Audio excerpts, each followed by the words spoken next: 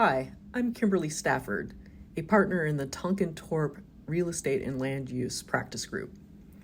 Last April, I wrote about office to residential conversions and the various challenges in making such projects work. On October 11th, 2022, the Oregon NAIOP chapter hosted a panel to discuss how we might make such conversion projects economically viable in Portland. Office to residential projects could potentially solve two problems we have in Portland: high office vacancy rates, which are forecasted to get worse in the next few years, coupled with a desperate need for more housing. And in the new work-from-home reality, bringing home downtown becomes the new de facto downtown office environment. But, as I described in my prior post, these projects can be difficult to get off the ground. At the NAIOP panel, we first heard from Dwayne Render from Gensler. Gensler has developed a tool to determine the feasibility of conversion projects based on 5 categories and giving various weights to each category based on the importance of it: site context, building form, floor plate, envelope, and servicing, such as parking. Based on the score generated by the algorithm, Gensler can predict which projects are likely to be successful and which are not. In a nutshell, according to Mr. Render, bad office makes good residential, meaning Class B and C office buildings are better suited for conversions, mostly due to smaller floor plates essential for residential use. But they also may have high ceilings, which once converted to residential, make the space seem more luxurious.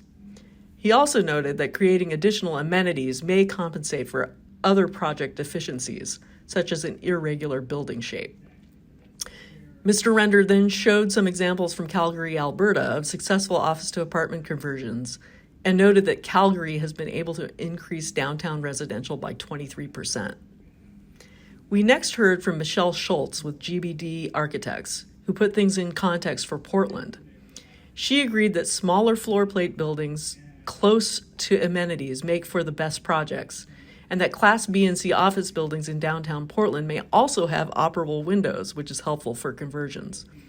Additionally, she noted that in the downtown area, zoning for the most part allows for residential uses, which makes Portland unlike other larger cities that have banned residential uses in their downtowns.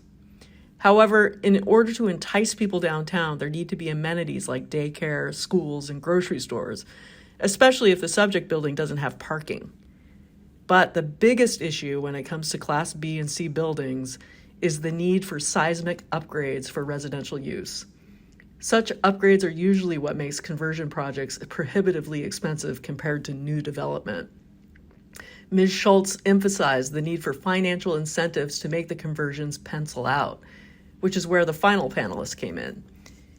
Andrew Fitzpatrick from the Portland Mayor's Office focuses on initiatives to revitalize downtown and has specifically been working on how the city may incentivize office to residential conversions. The city sees such conversions as an important piece of revitalizing downtown. According to Mr. Fitzpatrick, the city is currently looking at 3 ways to incentivize these projects: system development charge exemptions, property tax exemptions for seismic upgrade costs, for which a statewide framework already exists, and making the permitting process more agile. Additionally, the city is talking to legislators about a seismic fund or a tax exemption statewide. Right now, it seems like the ball is in the city's court to help make these projects feasible for developers. Let's hope they can find a way to reduce project costs so that currently underutilized space can be reactivated in our city's core.